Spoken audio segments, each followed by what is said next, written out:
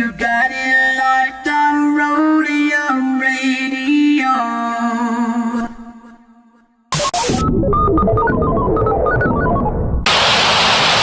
Hey Tony, drop that. What bass? I bet.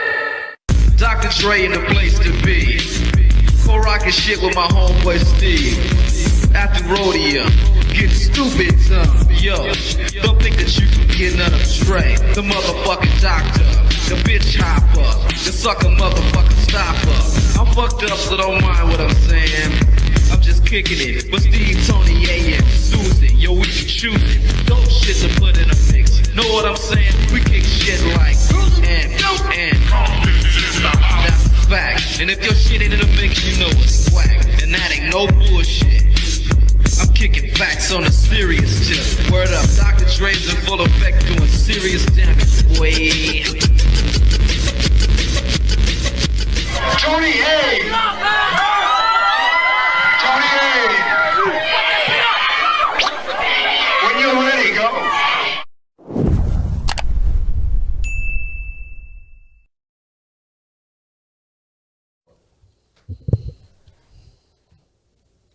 Welcome back, everybody, to Roadium Radio, episode 136.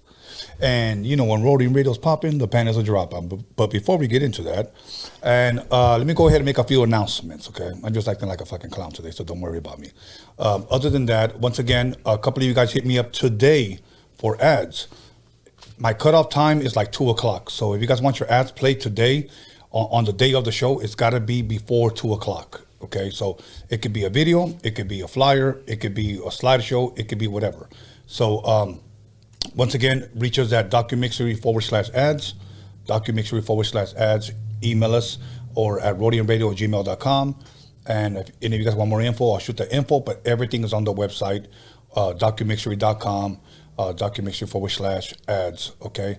Yes, we are still taking submissions for interviews. If anybody wants to be interviewed, submit your the person you want interviewed, or if you're a rapper and you want to interview. One thing that I do require is this: submit your music, okay? Submit some videos and a short bio, okay? 3 things that I require. That way it gives me something to talk to you about, okay? Your music, your videos, and a short bio. I don't care if you just have 3 songs and 2 videos and maybe a paragraph or a bio. Submit it and we'll get to you in a timely manner. Somebody from my team will contact you and we'll get you on here, because this platform was created for you to give independent artists an opportune time to shine light on you. But without further ado, please allow me to introduce my very special guest of today, Bobby Castro. What's good, man? How you doing, my brother? Chilling. Chilling. How about yourself? I'm good, man. You know what? I took a long ass nap and I feel refreshed. I feel blessed. Took another shower, cold shower today. I usually like warm showers. Yeah, cold ones work though. Yes, cold ones. With that motherfucker woke my ass up. And then I just drink this. You know what? I can never say that I felt any kind of energy. You know what it is? You just like it? I just like it. Yeah. I'd rather drink this one than the green one. The green one, fuck. That motherfucker's like drinking like a Corona or something, bro. Seriously, man. Seriously. But you know what? Let's go back to the weekend, bro. How was your weekend? It was cool. It was dope. I'm always in the studio in the weekends. But this one, I just kind of, Saturday I chilled at the house, which was kind of rare as far as like, I don't be out like obviously on the weekends like I used to because of the COVID shit. Right.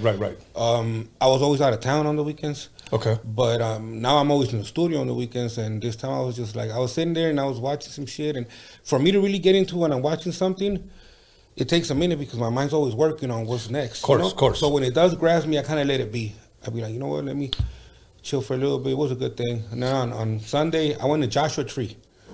What is Joshua Tree? Joshua Tree is just like it's like a national park, but it's like desert, you know? Oh, okay. Yeah, so I was in the rocks, and then, you know. Okay, you know, speak a little bit closer to the mic. So, okay, when you went to Joshua Tree, like, what do you do over there? We just chilled. We just relaxed? Just hiked a little bit, chilled in the rocks, drank, smoked, you know? Okay, just normal shit? Nature shit, yeah. Man, I thought you would have brought like a gang of girls over here, bro. You know what, I thought about it, but with this COVID shit, it's not the time to be showing up with unannounced right, people, right. You know, but, you know, next time. Next time, yeah, at least 4 or 5. Yeah. Because I know you'd take at least 3. Yeah, 3 at least. Yeah, at least. Yeah, but anyway, you know, girls always hanging around you. I get it. But anyways, other than that, man, you know what? This is probably the most boring time for me when it comes to sports. I'm a huge Laker fan, bro. But it's kind of like the beginning of the season. It's kind of like the beginning of when baseball starts. You don't really watch all of them. Starts getting in the middle. Yeah, I'm more of a playoffs type of dude, too. Yeah. Especially now with no crowd, it's still, I haven't been able to. I'm a big soccer fan, and that's even crazier because half of the thing with soccer is you know how LAFC, they play like right down the street from my house. So Right. So that's like the LA team, you know, and I was going to every fucking game. It's a turn up right there. Yeah. So to see the games without that is just, I haven't really got used to it. It's stupid. Yeah. You know, it's like being a boxer and then you go into a boxing match and there's nobody in the stands. You know, I went to a boxing fight though, like 2 months ago, the Leo Santa Cruz fight. Okay. In Dallas, because Dallas, they allow like a certain percentage of people. Yes. So I went over there. It was for us over here that we're a lot more strict because they didn't give a fuck. In Texas, Florida either. Florida doesn't give a shit. I was going to get food, and then I was like, I was standing outside, being all careful and trying to like, because in here we can't eat inside, and I was looking for outside, and they were like, nah, come on in, and people eating, but it's crazy how they fuck with us because now we're kind of like used to that, so that shit was weird to me over there, you know. Right. But the river walk, all that shit was dope. Yeah, you know what happens is that you can hear somebody just have a regular cough, you know.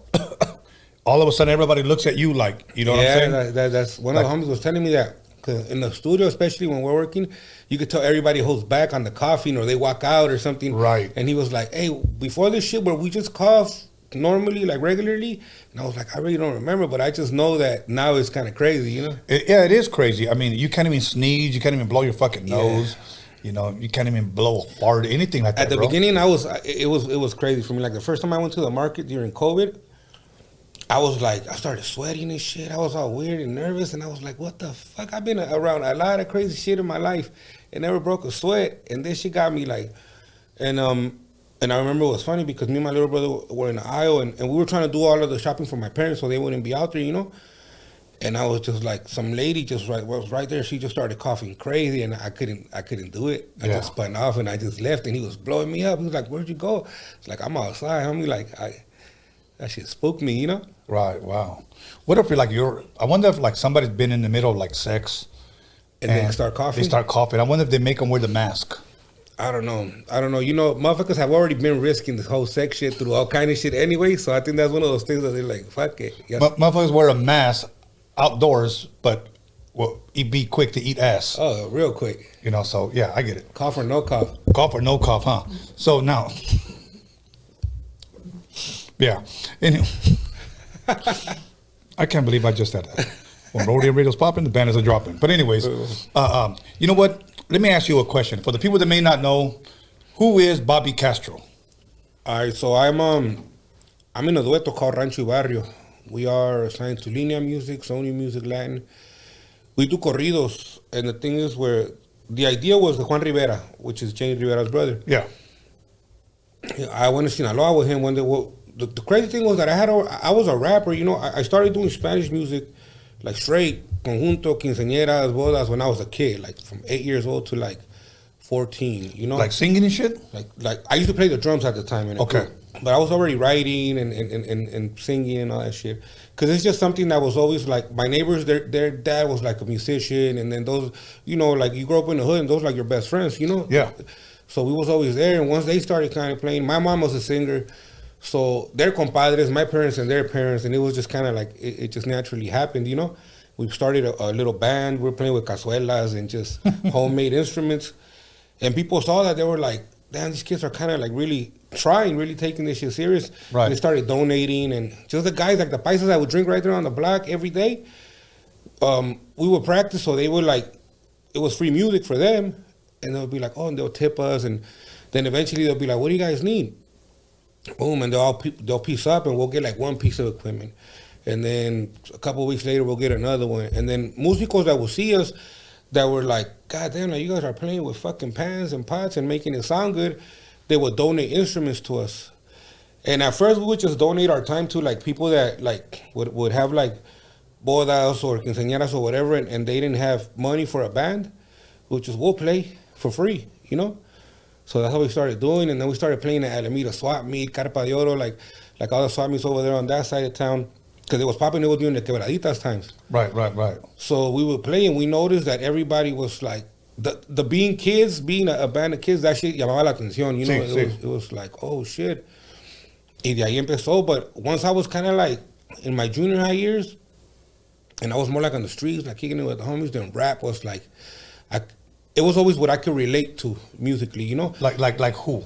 You know what tripped me out? My neighbor, because right there, it was like with the Paisa families, it was kind of like taboo, right, to listen to rap. We weren't allowed to listen to it at the house that much. So whenever parents would be out of town, that motherfucker would knock everywhere because it was a time that we could listen to it. So I remember listening one day to like DJ Quick is in the motherfucking house, and just the fact that he was saying motherfucking, that shit to me was like, oh, me llamó la atención, you know, like yeah. Because you know how it goes, you're inclined to shit that's not the norm, you know, that's not allowed in your household. And that, and then my brother one day, he wasn't really into rap at the time, and he brought me like he would bring me like CDs. I don't know how he would get them, you know, but he would bring like CDs that weren't out yet, like the Doggy Style or like the Chronic, and he was like, here, check that out, you know. And then to me, I was like, oh shit, like, you know, even now that I'm a writer and I try to write songs that I think people can relate to, because those are the songs that people get more attached to, because I know that through my life, it's like you have like your own little like your soundtrack, you know, and certain songs remind you of certain times of your life, you know. And that's kind of what got me into the rapping, and it was one of those things where like musically, I always heard something that I liked, and I would be like, I think I could do this shit. But it was frowned upon a little bit to be Raza and to rap in those days. Yeah. So I remember some of the other homies would say, like, hey, you guys rap? Because it was me and one of my homies. And I don't know why, to this day, why would we be like, nah. You know, like, nah. So one day, trip out, the homie Spider, he had took me to David Rola's house, because we grew up in the same neighborhood. Todos nosotros knew Rolas, Dafu, Conejo. And he took me to his house, and he was like, he was actually doing things like DJing at fucking clubs and rap shit. And I was just like, to me, that shit was just fun. I just did it as a hobby, you know? Right. And the next day, and we always say this story when I see Rolas, the next day, I'm getting chased by the ghetto bird, right? By the chopper. And I'm young, so I did a no-no, which is I ran to a house that was familiar to me, like, you know, because I was scared. And it was Rola's house, because he lived in this little back house. And I didn't know nobody that had their own spot. I was fucking young. Right. But he was a little older, so he had his own place. And I went over and I started knocking, you know, bien desesperado. I knew he knew, and he read the play, because you hear the shit outside, and then all of a sudden you hear the knock. So he could have easily been like, nah, man, you fucking up. You got to get the fuck out of here. But I was just like, and he was just like, man, come in. Yeah, I went, and that was the first time I ever saw like home music equipment, you know? Wow, yeah. So that shit blew my mind. It blew my mind, and it saved me from a lot of shit too, because it kind of made me feel like, damn, this is kind of better. This is kind of tight. Like, these fools are just in here grinding, and they would do ciphers. I had never seen a cipher in my life, you know? Right. I would just rap because I liked it and because I felt like I could do it. Right. So we recorded a couple songs that day, and that's kind of when I went from the whole transition of only doing like paisa music, you could say, to getting into the rap. Started rapping, started doing that for a long time. And around how old were you when this helicopter was chasing you? I must have been like 15 maybe. Okay, maybe so like you 15. Were teenager already. Yeah, it was those times, you know. Okay. Now at that time you said that Quick's music shit was popping, the Chronic and all that shit. Yeah, all the 90s, the West Coast shit. Right. You know, it was like, I tell my little homies now, I was like, man, could you guys imagine? Like, because we lived through that time as teenagers when we were on top of the fucking world musically, you know? So it was a really dope time. It really was. And you know what? One thing that I like a lot, to me, in my opinion, 80s is the best era of music, you know? Because we had R&B, we had rock, hip hop was barely being born, if you will. Disco music, high energy that we called it, freestyle music. It was just so much. Yeah, it was a lot of music. New wave music, you know, everything coming from Europe with the Duran, Dead or Alive, or New Order. Yeah, no, it was a lot of really good music. A lot of fucking dope music. And then NWA changed music. It was dope. you know, cursing was introduced, and then you started hearing the Quicks and then the MC8s, you know, and then Tupac's, you know, but now let's back up a little bit. Where originally are you from? For those that may not know, I'm from the West Adams district in South Central LA. So, but what it was that when I was a kid, at some point my dad was just like, man, fuck this, and we left to Michoacán, which is where my parents are from. So we lived there for a few years. So as a kid, so I got to experience that, the experience of like, even though I was from here, I just one day remember we were already assimilating to life in the ranch, which is like way different than anything over here, you know? It was like, the thing is like about over there, for example, it's like, yeah, you're poor and all this shit, but you live off of the land and everybody else is in the same category as you, so you don't feel it that much. You're happy. Because like, I was happy as a motherfucker in the ranch, to be honest. Like, we did things over there that I see little kids here now, like, you would never do. Like, over there, like, with the homies over there, we were already hunting. We were killing animals and cooking those motherfuckers and having our own little... And we were fucking little-ass kids. Like, I think about it now, and I'm like, how the fuck? But when I go back over there, I see, like, the morritos over there, they're like... They grow up fast, you know? Yeah, because I remember one of the times that I went to my mom and dad, you know, where they... Torreon, Coahuila, you know, that's where they're from. And I saw kids that were like 12, 13 years old fucking driving a truck, stick shift. Yeah, they're grown-ups. Yeah. Yeah, and I was like, hey, wait, you know. Vente, vamos a la tienda, Antonio. And I get in, this motherfucker, and I'm like... They're already fully functioning like adults. Like, you could hold down a conversation with a little 10-year-old over there, like a grown-up. Like, the motherfucker knows about life, you know? And over here, bro, fucking, they got some MJs, fucking, and then some beats, and then hot fucking Cheetos, and... But it was a crazy fucking culture clash. Like, the day that we came back, because I guess I kind of knew that we were from over here, but we had been over there living for a while, so it was still kind of like, oh shit, we're going to America, you know? Right. So, we're fucking, the sidewalks are made of fucking gold and all that good shit, right? Right. In my mind, I kind of just remember closing my eyes and then just kind of waking up here in the hood, you know? Thinking that we made it, though, because over there was dirt and mountains, you know? Yeah. And over here, sidewalks and fucking... I remember one of my first thoughts that I'll never forget was when we were carrying the stuff inside the house, and I was telling my parents, like, this is where we're going to live right now? And they were like, yeah. And I seen a TV, and I was like, that's us? And they were like, yeah. And I was like, just us? Because in the ranch, there was one TV, and people shared it by time. Like, the adults had it from one time to one time, and then the kids watched fucking Godzilla or whatever the fuck. Yeah. You know, everything was way different. So I really thought, like, oh, man, we fucking made it. Not knowing, though, what was to come as far as, like, bien es bien vivido as far as real life, but as far as the streets and the hustle and bustle of the city, bien es bien verde. Like you're very pure, you know? Yeah. Going to school in the 80s in South Central LA. Oh, man. That shit was just like a culture clash, like that I was not prepared for. And it's crazy though, you know, one thing will lead to the other. You never know what life is preparing you for, but right. But it was like that's why now I kind of, like me, I kind of frown upon it on motherfuckers. I want to be a certain thing just to be cool, because there was really a time where you had no option. Right. You know what I mean? Because growing up in those times is kind of like, and then you would see your parents working hard every day for you to come home from school with your little bullshit problem. It just seemed like I can't even tell them. Yeah. You know, but it was real. It was real. Like the gang shit. Like I look at little elementary kids now, and they look innocent again. You know, they look innocent again. In the 80s and in the 90s, elementary kids were full-fledged gangbangers. Yeah. You know? Yeah. And going to school to that shit, coming straight from the fucking motherland to that, yeah, it was just like it was really tough, you know. Well, because 80s, let's go back down memory lane, man. The crack epidemic, okay? Gang violence was at an all-time fucking high, bro. Okay, whether you were Blood, Crip, or you were SA, you know, motherfuckers were killing each other, and they were falling down every day, if not every weekend. That shit was a regular ass thing. Like, yeah, it was not even like you were used to this shit, you know? Yeah. Like, I talk to my dad now, and I'd be like, cause some things I'm like, well, they're a fucking figment of my imagination. But then I asked my pops, I was like, hey, remember that one time we were at the fucking fair right there on the corner of so-and-so, and da-da-da, and I would see people just get shot, and lucky for me, because I think that a lot of people sí quedaron traumados. Yeah. In my mentality, because I think that the life that I lived in Mexico was crazy in its own way, because Michoacán was straight cowboy, pistolero shit, but honorable shit. Like, right. Ahí se mataba la gente, but like when I see you, we're gonna because on a one-on-one for honor shit, like for family, that's what it was about. So I saw a lot of crazy shit over there too. But I think my mentality as a kid was based like on the movies, like we're the good guys, so we're gonna win.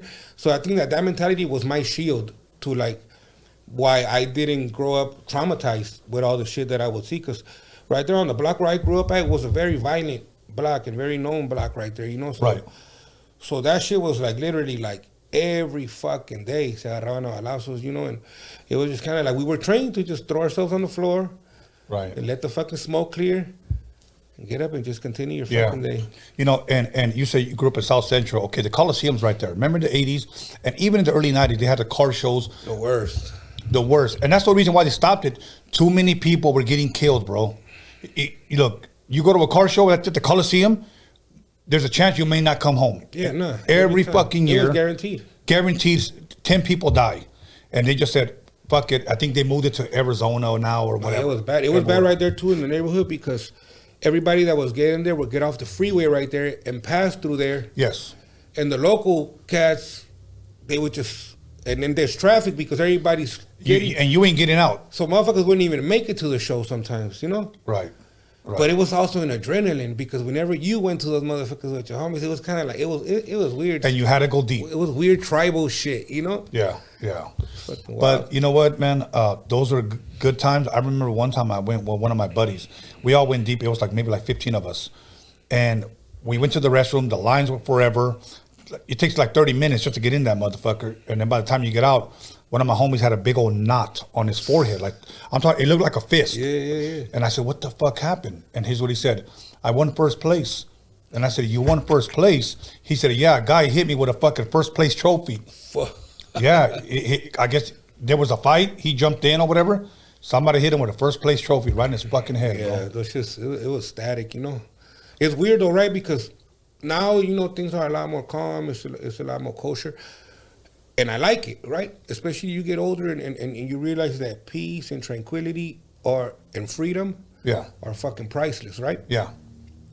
But there is always going to be this little part of me that I remember those days or think about how it was. Right. The whole barrio feel, the whole hustle and bustle of it, that I do miss sometimes. Not that I want it back. Of course. But that, you know, nostalgia. Yeah, it is. It's part of your upbringing. You know, it's funny, man, because let's look at what was the rim of the 80s. It was Dayton's. Mm-hmm.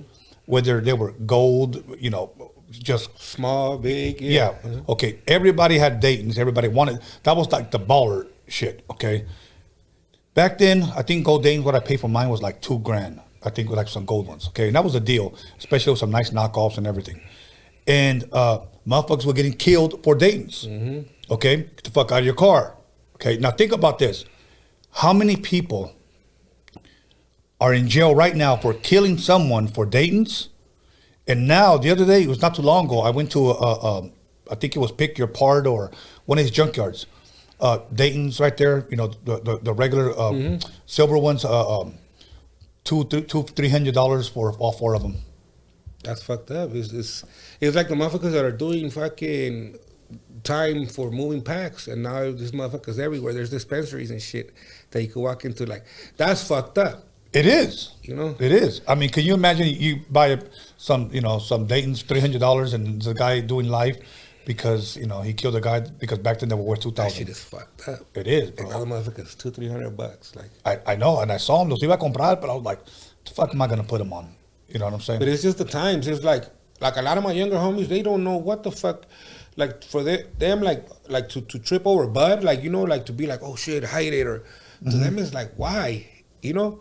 When they don't know that there was a time where Bud was very like anything else, you know? Yeah. You go to jail for that shit. Or guys just stick the little fucking packets of, a little fucking baggie of dope between their ass cheeks.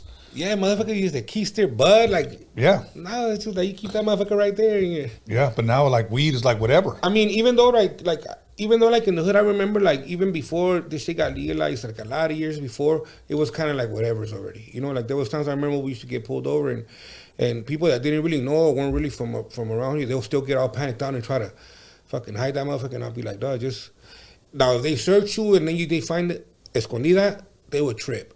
Right. But if you just be like, I got some bud, you know, because eventually you gotta kind of learn too how to survive, right, and how to move. Like it's like they're looking for guns and dope. Once you kind of knew that, then don't really act dumb over no other shit. They're not gonna take you to jail or a fucking joint unless that fucking cop is a fucking asshole. Yeah. You know. Or unless you're an asshole. You know? True. But a lot of times you like, you know what they did do a few times, they'll be like, whatever, like, man, we got some bud, you know. It's like, how is it, man? Is it fire? He was like, let me see. If it's fire, I'm gonna let you guys go. If y'all smoking some garbage, I'm gonna hem y'all up. Luckily, at the time, we had some fire, you know, because it wasn't always like that. I mean, shit, I remember that we used to piece up on a $5 sack of fucking stress, right? But, which I was telling my brother that was like, do you know that those were the best highs I ever had? When we were youngsters smoking $5 bags of stress. You know what that just reminded me of, bro? One of my favorite scenes on Cheech and Chong Up in Smoke. Remember that movie? Mm-hmm. Okay, remember they're driving and fucking the cop's getting high. He's smelling the fucking truck because it's made out of weed. So then he walks up to them and goes, you guys gonna eat that hot dog? And they was like, no, you can have it. It's all right, you guys have a nice day. You know, se puso bien marihuana la policía. But yeah, dude, but you know what? I remember back in the day, if you had a fucking hat on, woo, pull you over. You guys gang members, give me a fucking name. You know one thing that I always had in my favorite, because all my homies were all tatted up, except me. Take 5 people out of a Cadillac. Lift up your shirt, you know, sleeves, you know, fucking pull down your pants or whatever. Okay, this guy doesn't, you can go. They used to always just let me go because I had no tats. Always seen you before, you know, fucking over here. Okay, you get over here. It was almost like not having tattoos, you know, then was good. No, shit. You know why? I don't have no tattoos, and you know why? Because it is one of those things, even though I feel like now it's a super fucking fascist state. Yeah, you know? it is. At the time, they meant something, right? Yeah. And most of the homies had prison tattoos, right? Right. And it was also that little peer pressure of like you felt because everybody that was a real one and that was around you, you had to say you gotta get one, you know. Yeah. But my pops was a smart dude because he realized that when he couldn't stop us from fucking around on mere fucking fear and whipping our ass, then he used other approaches, right? Right. So what he told me when I was in the tatty, he was like, look, let's not kid ourselves. I know how you living. You're not gonna lie to me. I know you're one person here at the house, and I raised you guys with respect, and you guys show respect here. But I'm not blind. I know how you guys are living, you know? Now you're gonna go and put a mark on yourself that's gonna get you caught. That's gonna get you caught up, you know? When he told me that, I was still kind of fighting the feeling a little bit, like, he's just trying to tell me that's why. He's hating. But a little bit later, a lot of cats that I knew caught a case over the same tattoo that they all had. Yeah. And that to me was a sign, was like, whether my pop was telling it to me like seriously or he was just trying to convince me not to get one, that was a sign to me that happened right after that. And I was like, you know what? It's the truth. Like fuck getting caught over a tat, you know? Right. Especially if you're not, if you're living that life. Yeah, no, you're right. You know, and then, you know, like I said, I don't have anything against anybody that I love art. I truly love art. I was an artist when I was younger, but I just don't like it on me. You know what I'm saying? I'd rather just see it, you know, and there's people that... Yes, and I've thought about it now because I always said that I was like, look, I was always doing music, but obviously, you know, not till you take the business of music serious, then it's always just going to be a hobby, you know? Yeah. And also, well, you got to eat and you got to survive, you know, even while you're doing this shit, while you're trying to make it. And I always thought, you know, if I could ever live off of this music shit and really like make, you know, get signed or do my own live, whatever it was, then I might think about putting something that means something to me. Right. You know. So it has crossed my mind, but I'm a picky ass motherfucker for a lot of things. So even that, I'm like, that's permanent as fuck. It is, bro. I mean, obviously now you get it taken away, but why do it if you're gonna do that? Right. No, I'd rather just chill. You know what I used to get my ass whipped for with my parents? Remember those ones that used to come in the bubble gum? Los lambis, and then you could like do it. I put like 10 of them one time. Mama whooped my ass, bro. Yeah, my pops hated those motherfuckers too. But anyway, check it out. We're going to go ahead and take a 10-minute break. We're going to come right back, and we're going to talk about the music today, your visuals, your rapping, and who you signed, all that good shit. Okay? So make sure you call some girls so they can meet us at the next break. Yes, sir. Okay, everybody. So we're going to go ahead and take a 10-minute break. Make sure you call somebody, text somebody, slap the shit out of somebody, slap somebody's nalgas and let them know that Roadium Radio, Bobby Castro's in the motherfucking building. We'll be back 10 minutes.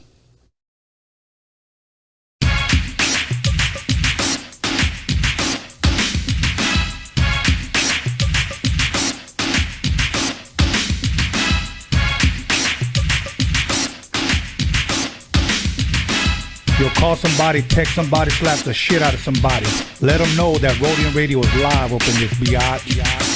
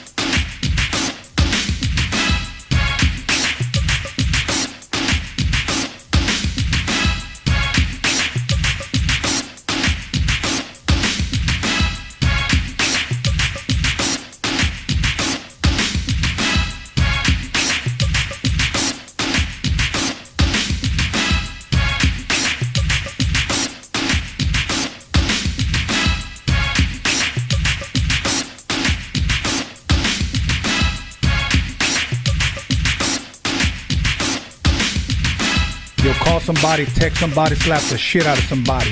Let them know that Roadium Radio is live up in this biatch.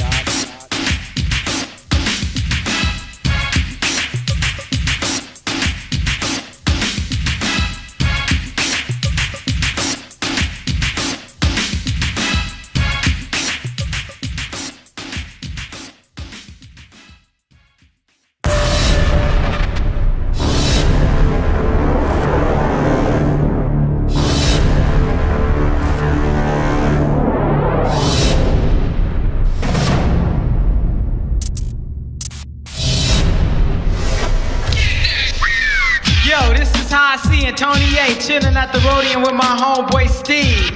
Be on the lookout for our new 12-inch, the shit is dope. Yo, I like to say what's up to my homeboy Dre, my homeboy Prince of Jazz, and the girls with the big ol' ass. So Trip, I'm about to bust one more time to let y'all niggas know just what's on my mind. In the morning, police at my door, fresh to be the squeak across my bathroom floor. Out my back window, I make my escape. Didn't even get a chance to grab my old school tape. Mad with no music, but happy cause free. And the street to a player is the place to be. Got a knot in my pocket weighing at least a grand. Y'all heard, take it from the top. Take that shit, new chop. Power move on. If you mess with me,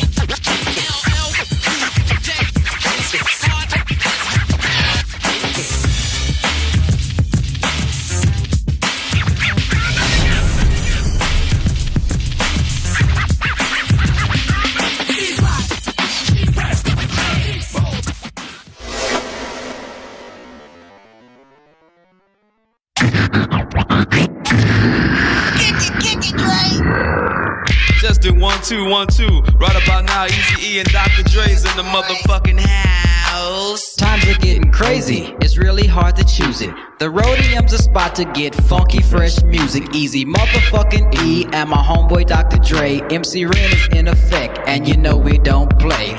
The Roadium is hitting, but you know you can't leave until you get a deaf ass tape from Steve. Oh Steve, oh Steve, oh Steve, just give me just one more tape. Oh Steve, oh Steve, oh Steve, just give me just one more tape. Oh Steve, oh Steve, oh Steve, just give me just one more tape. Oh Steve, oh Steve, oh Steve, just give me just one more tape. Yeah, man, I came all the way down to the Roadium spot beat, man, to pick up one of them NWA tapes, man. And I talked to homeboy Steve down there, man, and he said I'm fresh out of tapes, man. How the fuck you fresh out of tapes, man? He said cause they selling like hotcakes and shit, man. That's my man going down. Hey, Mom, what's for dinner? Lonzo, you ready? Yeah, I'm ready. You ready? Yeah, I'm ready. You sure?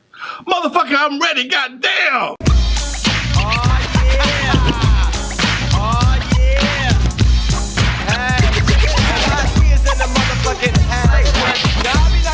Like it ain't shit, cause I'm a player motherfucker named DJ Quick. It's a full-time jack move. Chili chill, yo, homie, make the crack move. Freestyle, meanwhile, it keeps the big chicken. Sweat dripping, girl, is remember when you Walked in the house, got shot. 1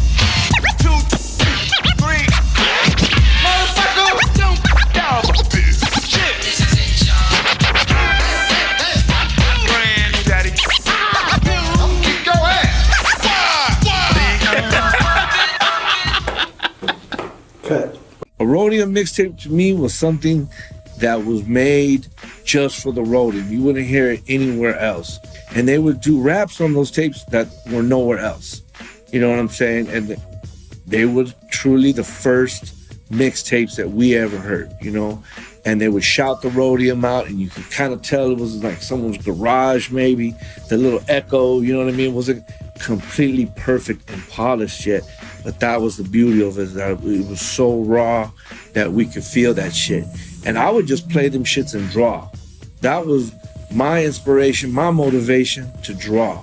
So I always had to have some type of music, you know? If it wasn't the Dynamic Superiors or the Temporis or some funk playing, it was, you know, second to none. It was quick. It was the Penthouse Players, you know, High C. And Tony G was at that time was like a god too. You know what I'm saying?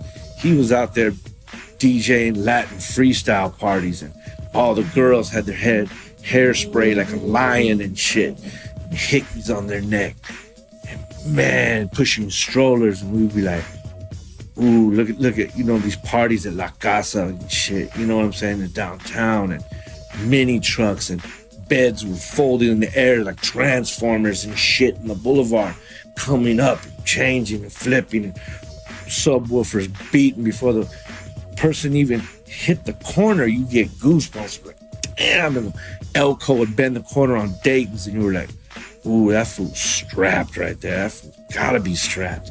Motherfucker had candy ribbons, little Willie ribbons from Compton on the side of his shit.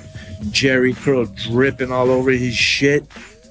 Bent over to the side, bumping that fucking Roadium shit. And he had a tape that only came from right there. And if you didn't know about that place, or you didn't live in that area, you didn't have that shit. So that's kind of one up that the harbor area had on a lot of other people.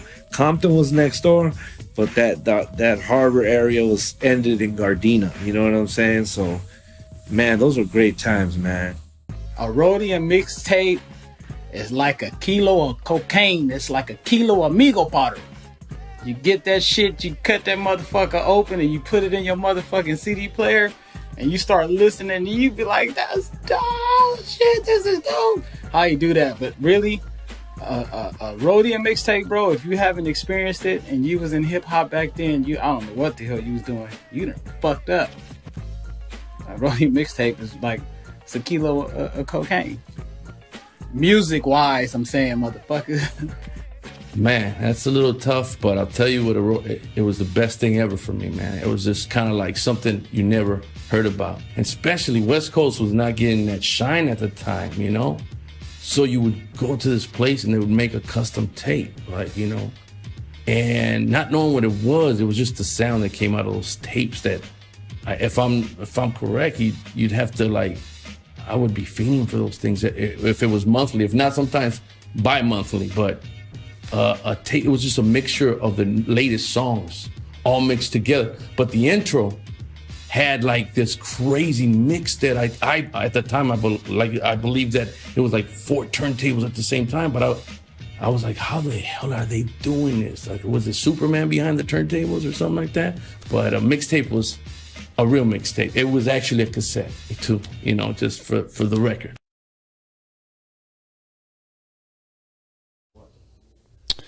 You're back now to Jack Off Hour, and this is the podcast that slaps your fat ass with a fat ass dick. You already know when Roadium Radio's popping, the panties are dropping. Welcome back to episode 136 with none other than the man himself, Bobby Castro. What up, though? ¿Cómo estás, bro? Aquí nomás, echándome una...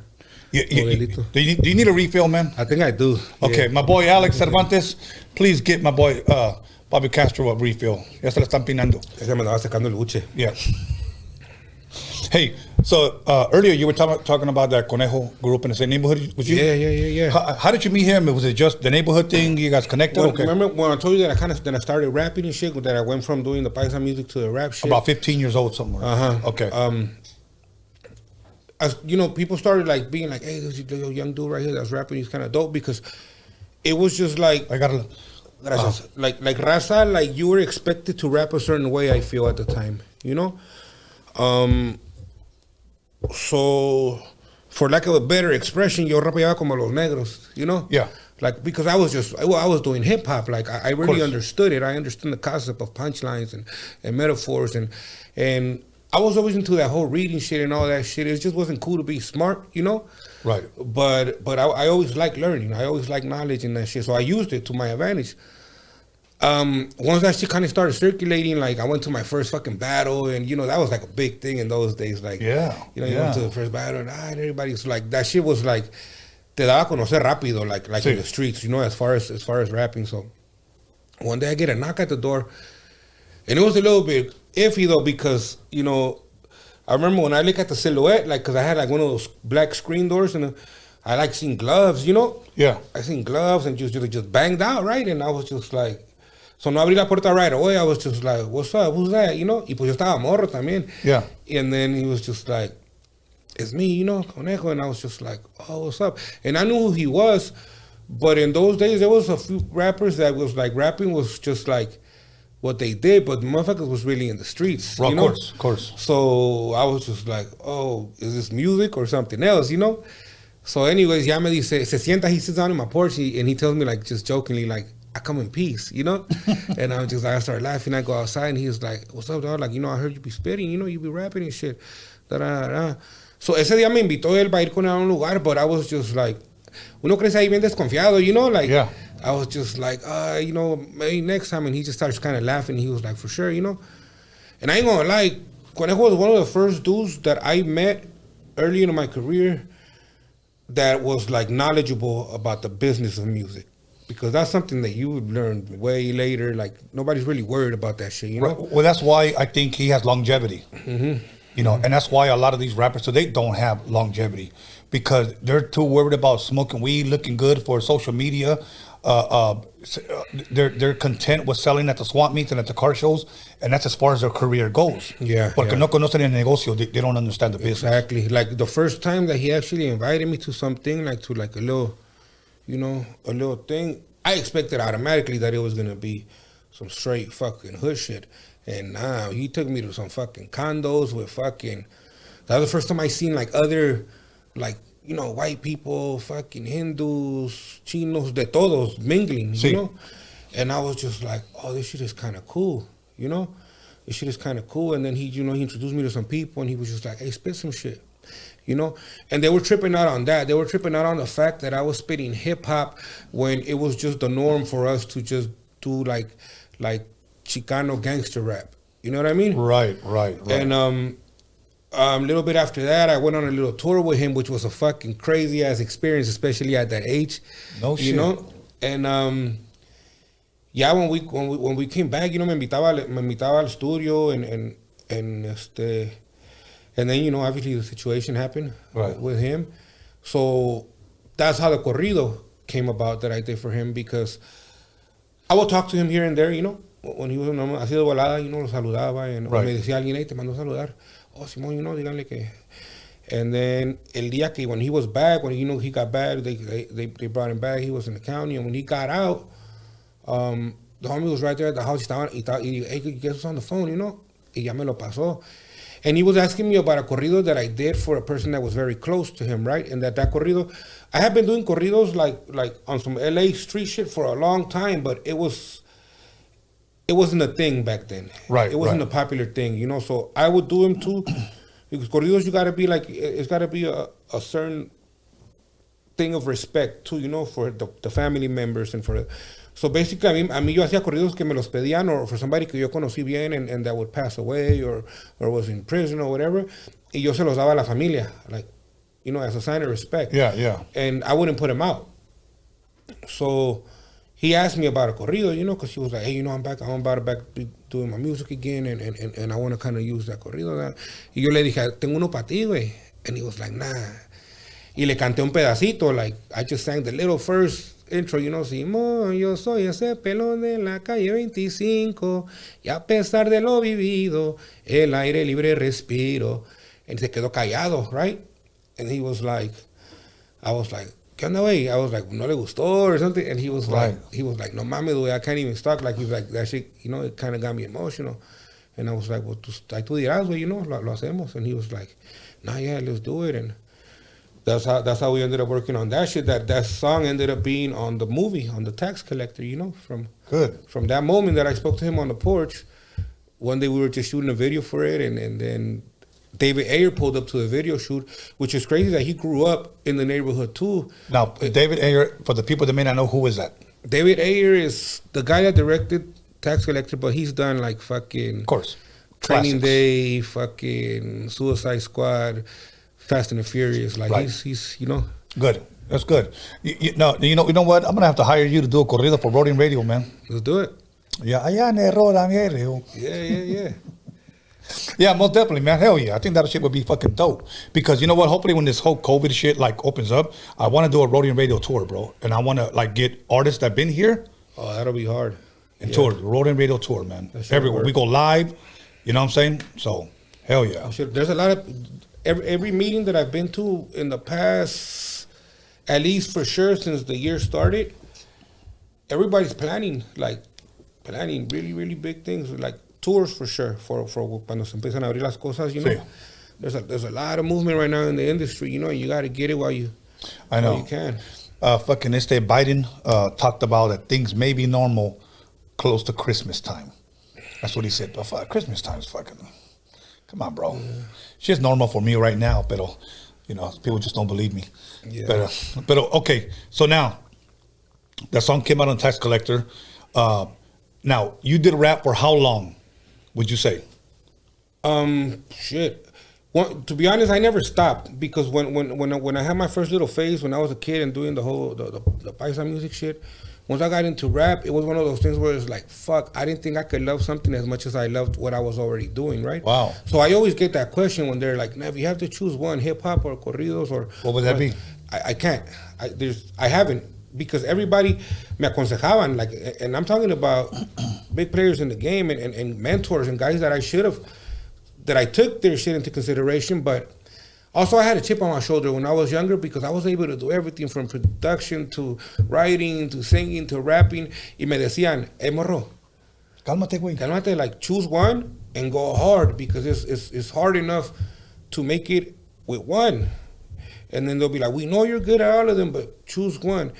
And I would feel like, man, they're like, me están cortando las pinches alas, you know, like, yeah. I feel like I could do everything fine, so why should I stop? When I understood what they meant, and it was a real good advice, because the first time I ever had a real studio session, I had produced some shit for David Rolas, and I have been writing and producing for a lot of people, pero pues yo nomás se los daba así en pinches, however the fuck we recorded them, and ya me limpiaba las manos, you know?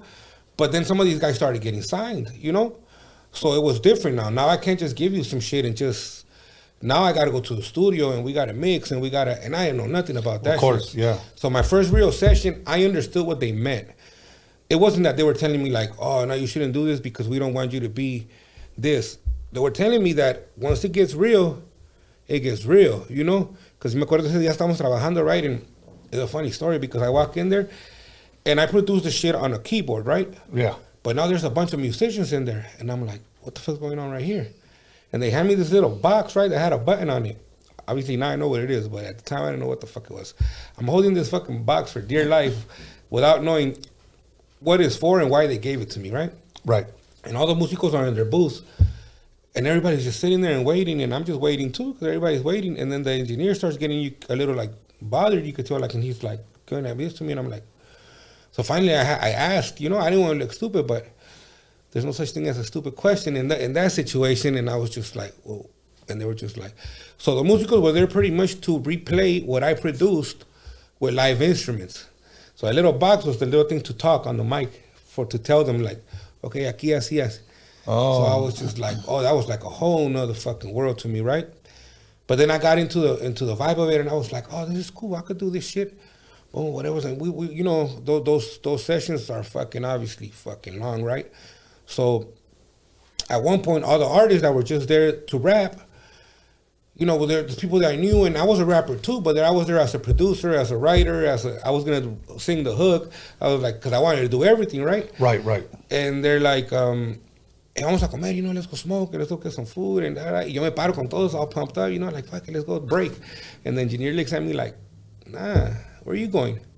He was like, tú eres el productor, ¿verdad? And I was like, Simón, tú hiciste eso. He said, tenemos que hacer arreglos, we got to mix. Yeah. So he's pretty much just like, encarga algo, tell him to bring you something. And that's when I realized what they meant. When you're wearing so many hats, it's that much more work. It is. But at that point, there was no turning back for me, you know? Because now I had to prove that it was like, I could do all this shit, you know? Right. Because I had already been too chesty about it. Yeah. So, so that was that, that kind of started that. When you rap, were you more of a East Coast rapper or a West Coast style rapper? I could do both. Like to this day, like there's people that are commenting on my shit that it's weird, right? Because I stepped away from the West Coast style for a long time because I wanted to show versatility. Because I think that was expected from us, right? Every time. Of course. And I caught it that every time I would go do a feature or something, they would put me like the most West Coast. Every time I would show up, they would put me the most West Coast beat in the world. And they would just tell each other, watch, and I'll give them what they wanted, right? But I also liked, to me, it was never set in stone that you have to rap a certain way. And this for me in every aspect of music, which is why I write so many different styles, because I let the shit talk to me, and I do what comes out to that. I don't ever really sit there and be like, this is what I have to do to this. But with that being said, I had stopped doing West Coast style for a minute because I felt like, okay, we got to show a little bit more versatility and cleverness, Right. And then recently I did a song for a movie. One of the homies, Michael Flores, he did a movie called Sancho Claus, right? And I did and I did 2 songs for it. And one of them, now if it's a job and you ask me for that, I'm gonna do, it's a job, Right. But we asked me for a West Coast one, and I did it. And when I was putting little pieces of it online, people were going more crazy over that than any of my more complicated shit.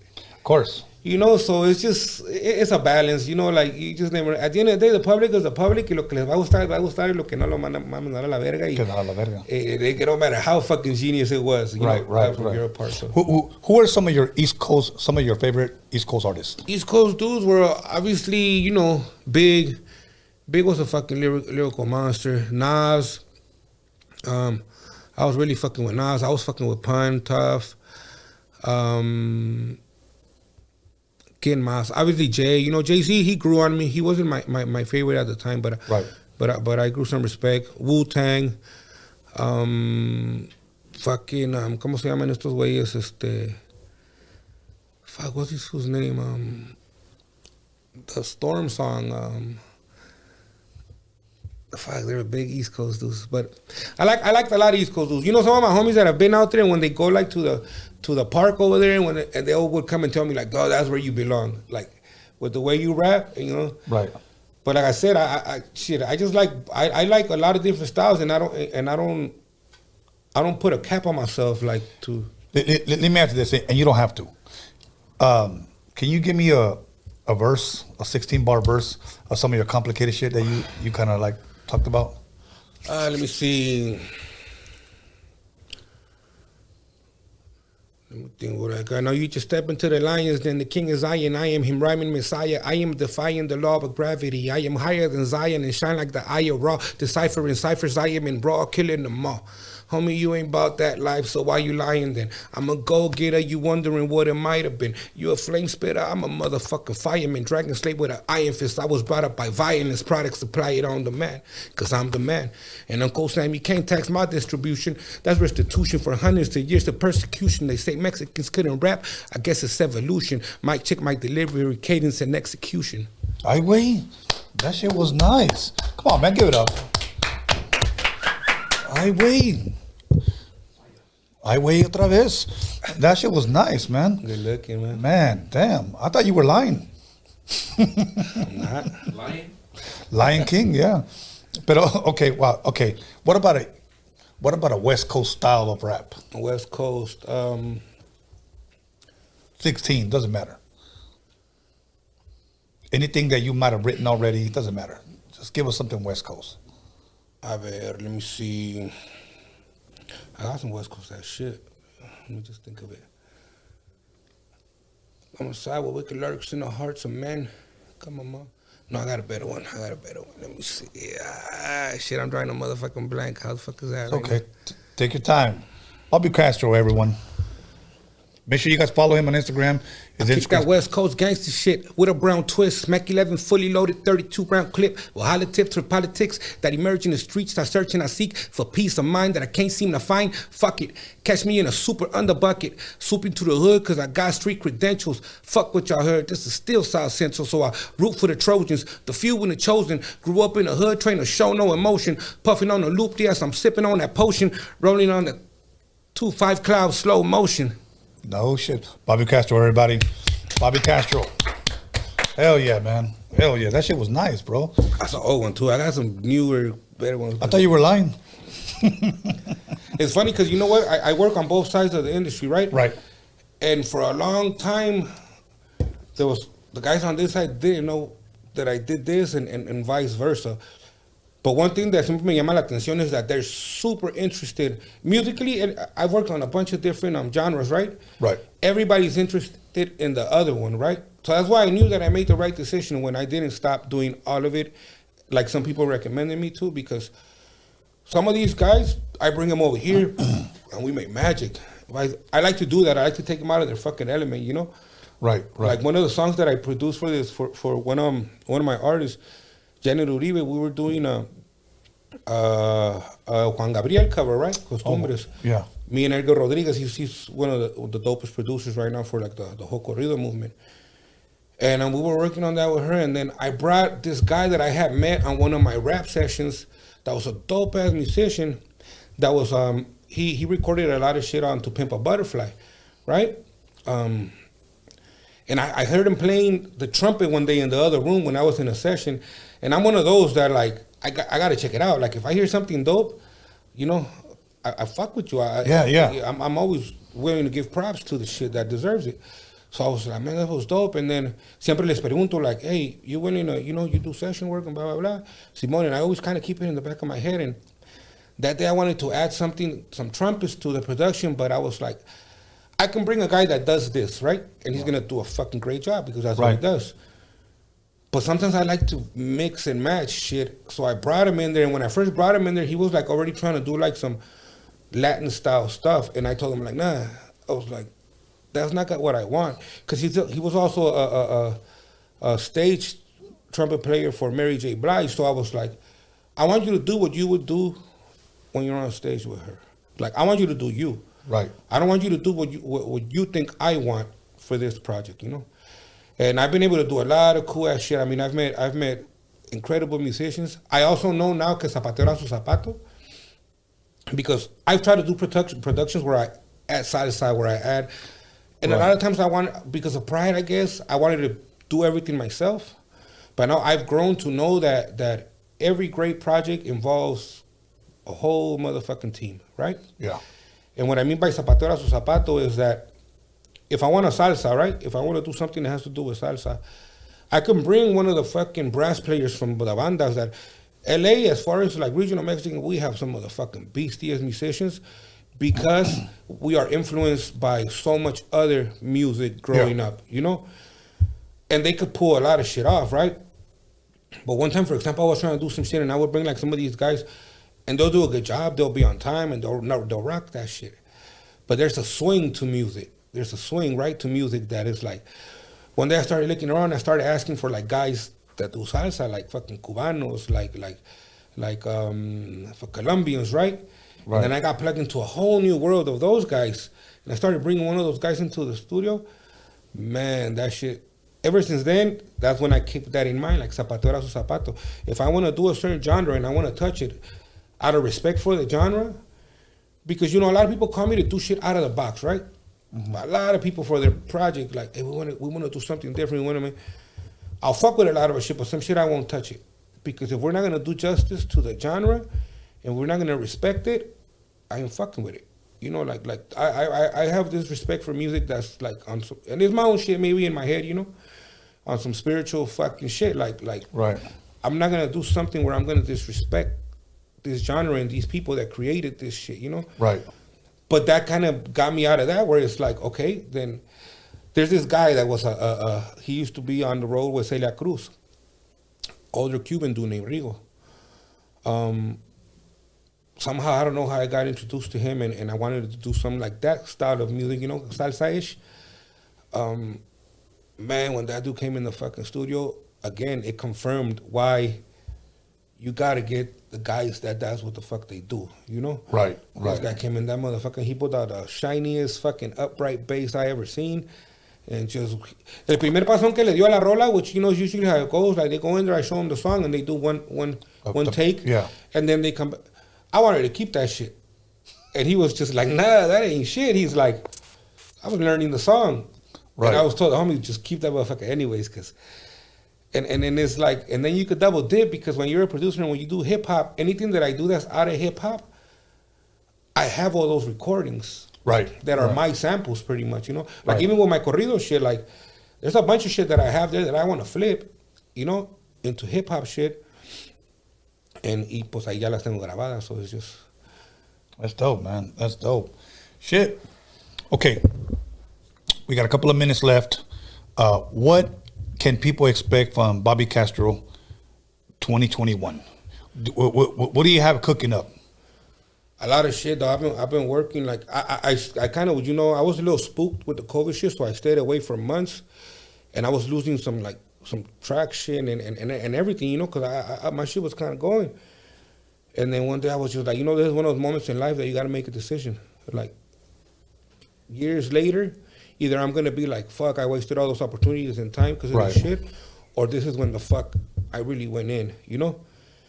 And sure enough, the day that I was able to kind of like just, you know, I gotta keep working, I gotta go out. I'm working on so many fucking projects right now. As far as like my Rancho y Barrio stuff, which is kind of like is my main thing right now, because, you know, obviously because of the deal and that's a responsibility that I have, you know, with the label. We're putting out a dueto with Lupillo Rivera. That's like our first release of this year, and it's really crazy because it's really different. Like it's a smoking song, you know? Right. Which is like that song, when I wrote it, for sure, I never thought it was gonna be a dueto with Lupillo Rivera, because, you know, he's more old school and he has his style. And when I was working on songs to do with him, I was catering to his style. And then he heard this. That's what we were talking earlier. Like, you just never know what people are gonna like. Like when he heard the one, he was like, I want to do that one. And I kind of still was like, hey, you know, this one's kind of like crazy, because the delivery is different nowadays, you know. Then he was just like, nah, let's rock it out. So we got that. We got a dueto with Juan Rivera that we're bringing out too. I got songs with a gang of people. I put out a song with Kiki Smooth recently. I got a song with Zapata that's coming out. But done a bunch of shit with Rolas. I'm working with my boy Lester. That's one of the guys that works with Beyonce right now. And me and him, I got our own little thing called Morcajete Music going that we're pushing. I got my artists, Janet Uribe. I got Gloria Sol. I manage and write, produce for both of them. Partnered up with Edgar Rodriguez and with Bossy Inc. I have a bunch of partnerships. Like, that shit I never stopped. The whole thing of like doing whatever the fuck I want and everywhere and anywhere. At this point, like I said, it was too late to turn back. So I made it my thing. And Gigi Ortiz, this girl that we just put out some like dope, like trap, regional, urban shit. You know, I co-wrote some shit for her, and just yesterday I was in the lab with her. We recorded some new dope shit. The Gloria project is fucking some way else too, like that I'm doing with her. And just staying busy, dog. Just lo que se me That's fue. good, man. I'm gonna talk to my boy Loco Negro right now that he's gonna be here. We probably, you know, see if we get on some shit. Hell yeah, man. Hell yeah. Fuck, I even enjoyed this interview. I even forgot that I was here. La Sinfonía, I got something coming up with them on their new album. No shit. Yeah, that's dope, man. That's dope. I'm glad to see that you're still winning, brother. I'm glad to see that you're still working even through this pandemic, because a lot of people, when this thing started, thought it would be over, you know, soon. Oh, I'm just gonna chill. You know, I'm not gonna do it. Nah, man. I just kept it pushing, bro. And you got to keep it pushing, because you know what? Throughout this pandemic, if you don't learn a new hustle, you wasted your fucking time, bro. Yeah. You know? No, I always said that from the jump. Like, if you didn't sharpen your fucking blade during this time that everybody says, oh, if I had time. If you didn't do what you always said, if I had time for now, then you wasn't about it, you know. Yeah. Real quick too, the little homies that we just signed and I managed, Perfil SS. Tomorrow we're doing like a virtual release thing for them. These guys from Phoenix. There's a nice little movement in Phoenix too. They got their own little thing, And we just got these kids from over there. We brought them over here. So tomorrow we're doing. I'll hit you with the info. Yeah. Right now. A ver si le caes también. Yeah, that'll work. Yeah, tomorrow we're doing like a little virtual release thing with some influencers and some. It's gonna be cool. Okay, and what type of music is this again? They do corridos and canciones with the requintos and you know that new shit that all the kids are doing right now. That's dope, man. Yeah. That's dope. You know what? I'm real serious about a Roadium radio song, bro. Nah, let's do it. I'm serious. That's nothing, man. That shit would be fucking hard, homie. You know what? Can you give us a verse of some singing shit that you do? I'm singing shit. Corrido shit or corrido shit. Or whatever you feel comfortable. I got the fucking guitar in there. I should have brought it, huh? Yo soy de la vieja escuela, honor entre bandidos. Se respetaban las reglas, no había engaño sobre aviso. Aquel que con lumbre juega, tarde o temprano se quema. A quien está celda fría, pagando por mis delitos. Como extraño a mi familia, quiero abrazar a mis hijos y ya ni llorar es bueno. Yo me eché la soga al cuello. Si la vida tantas veces ya me había enseñado a no ser tan confiado. Por el dinero cegado, otra vez aquí encerrado, soy propiedad del Estado. Bobby Castro, everyone. Bobby Castro in the motherfucking house. Hey, bro, you know who just walked in right now, man? Go Loco. Go Loco. Yeah. And my boy Ernie G from Proper Dose are in the motherfucking house. Yeah, that's the homies, man. Yeah, that's the homies. So we're going to chill. Hopefully you can chill with us. Sure. Have a couple of more beers. You know, call a couple of more girls. I think three of them just arrived right now. Whoops. So, yeah. So other than that, man, you want to give any shout outs? Anything I didn't ask you? Anything you want to promote? Anything you want to push? What? There were some people right here that were asking me for from shout outs. So let me see if I could. I know the homies from Carnalismo. They just sent me a package. They me for a shout out.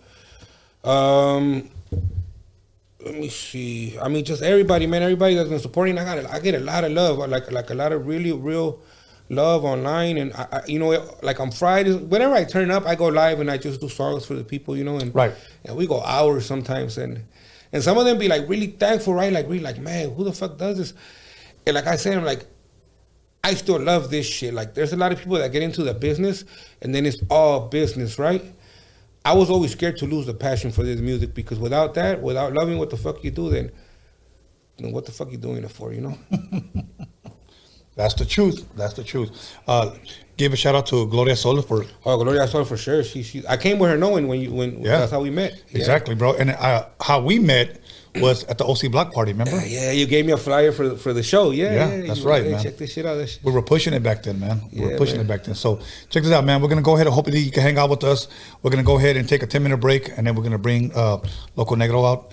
And other than that, man, I want to thank you for giving me the honor and the pleasure to sit down across from you. And then you spitting some East Coast, some West Coast, and some corrido shit, bro. That shit was classic right there, man. Awesome, man. Appreciate Thank you. Okay, everybody, make sure you guys go warm up that top ramen and get a couple of modelos. We're going to enjoy some micheladas, a couple of tequila shots, and we'll be back with Loco Negro and my boy Ernie G's in the motherfucking house.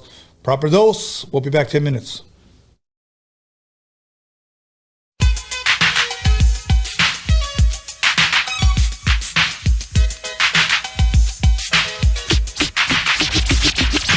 You'll call somebody, text somebody, slap the shit out of somebody. Let them know that Roadium Radio is live up in this biatch.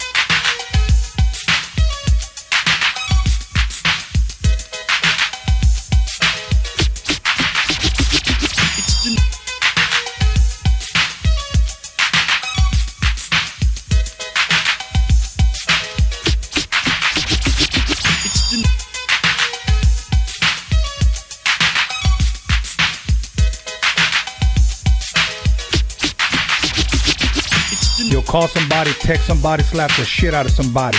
Let them know that Roadium Radio is live up in this biatch.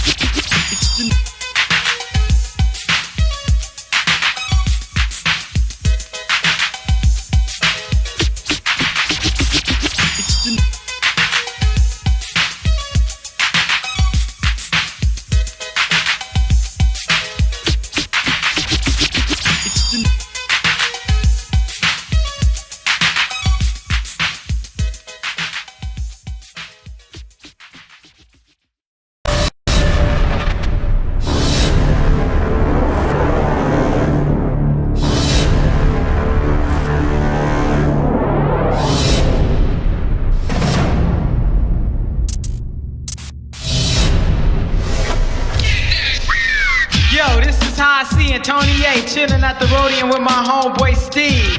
Be on the lookout for our new 12-inch, the shit is dope.